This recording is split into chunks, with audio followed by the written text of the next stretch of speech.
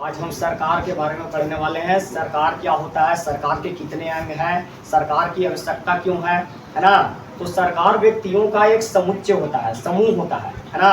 सरकार हम सिस्टम को बोलते हैं, मतलब व्यक्तियों के, बहुत सारे व्यक्तियों के समूह देश के लिए या राज्य के लिए नियम कानून बना रहा है, उसी को हम क्या कहते हैं, सरकार कहते हैं। तो सरकार का सीधा मतलब है सिस्टम, है ना। अब इसके 3 अंग होते हैं। सरकार के 3 अंग होते हैं। पहला को बोलते हैं विधायिका, दूसरे को बोलते हैं कार्यपालिका, तीसरे को न्यायपालिका और चौथे को मीडिया, है ना। मीडिया जो है लोकतंत्र का चौथा स्तंभ होता है। अब हम एक एक करके देखते हैं। सबसे पहले देखेंगे विधायिका।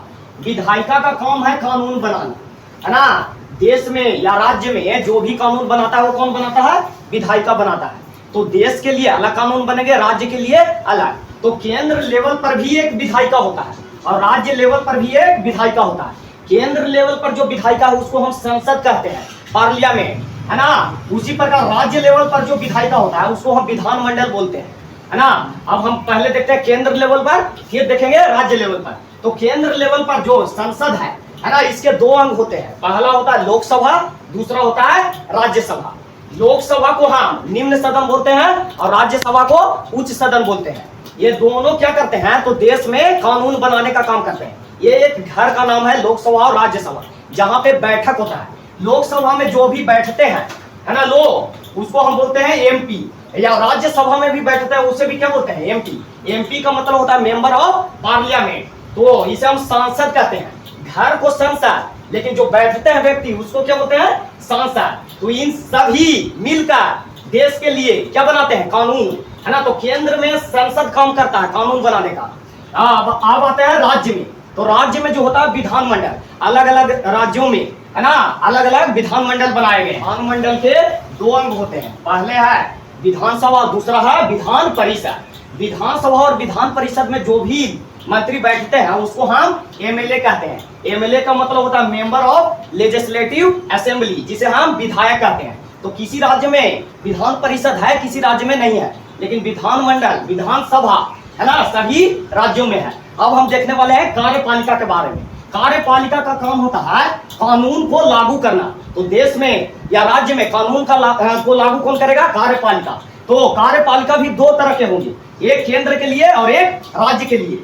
केंद्र के लिए हम कार्यपालिका को देखेंगे, फिर राज्य के लिए। तो केंद्र के लिए जो कार्यपालिका में सबसे ऊंचा पद होता है वो राष्ट्रपति का होता है। देश का औपचारिक प्रधान जो होता है वो राष्ट्रपति ही होता है। इसके बाद दूसरा पद आता है पीएम का।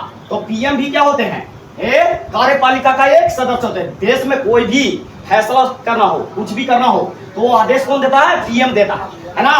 तो उसके बाद आता है मंत्री परिषद, एमपी। मतलब जो भी संसद में लोग बैठते हैं वो किस में आ जाएंगे, मंत्री परिषद में, एमपी, मेंबर ऑफ पार्लियामेंट। इसके बाद नीचे, इसके नीचे आते हैं सचिव। सचिव उसे बोलते हैं जो पुराने अधिकारी होते हैं, 20-25 साल हो गया तो वो रिटायर हो जाते हैं, है ना। तो उन्हीं में से जो तनी एक्सपीरियंस वाला रहता है उसी को क्या बना दिया जाता है, सचिव। तो उसके बाद आता है क्या, सचिव। इसके नीचे आते हैं अधिकारी, जैसे आईएएस हो गए, डीएम, ये सब किस में आ जाएंगे, अधिकारी में। और सबसे नीचे होते हैं कर्मचारी। कर्मचारी मतलब जो सबसे नीचे पायदान पर है। तो ये केंद्र में क्या होते हैं, कार्यपालिका, केंद्र के लिए। अब आते हैं राज्य के लिए। राज्य में भी कुछ इसी प्रकार का होता है। राज्य में सबसे ऊंचा पद होता है राज्यपाल का, है ना। उसके बाद आते हैं सीएम, मतलब मुख्यमंत्री। उसके बाद मंत्री परिषद। मंत्री परिषद यहाँ क्या होंगे, तो एमएलए। एमएलए मतलब विधायक। और इसके बाद नीचे क्या आएंगे, सचिव। ये राज्य लेवल पर होते हैं सचिव। और सबसे नीचे ये अधिकारी होते हैं। और अधिकारी से भी नीचे क्या होते हैं, कर्मचारी। ये अधिकारी लिख दिए हैं, इस यहाँ पे क्या होगा, कर्मचारी। तो सबसे नीचे आते हैं कर्मचारी। इन सभी का काम क्या है, तो देश के लिए कानून को लागू करना, मतलब यह है कार्यपालिका। अब आते हैं न्यायपालिका, है ना। अंक को देखते हैं न्यायपालिका। न्यायपालिका का काम होता है कानून की रक्षा करना। मतलब कानून बन गया, लागू भी हो गया, यदि रक्षा करने वाला ना हो तो ठीक से वो नियम काम नहीं करेगा। इसीलिए न्यायपालिका का काम क्या है, कानून की रक्षा करना।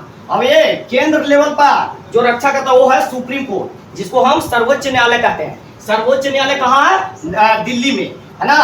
तो पहला जो है सुप्रीम कोर्ट है, ये केंद्र लेवल पर है। राज्य लेवल पर अलग अलग राज्यों में, राज्य लेवल पर क्या है, अलग अलग राज्यों में अलग अलग हाई कोर्ट बनाए गए हैं।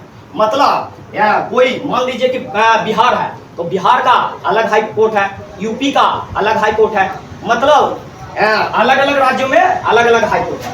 उसके बाद सबसे नीचा जिला लेवल पर जो आता है उसको बोलते हैं डिस्ट्रिक्ट कोर्ट, सबसे नीचे आते हैं, है ना। तो ये है न्यायपालिका। इसके बाद आता है चौथा मीडिया।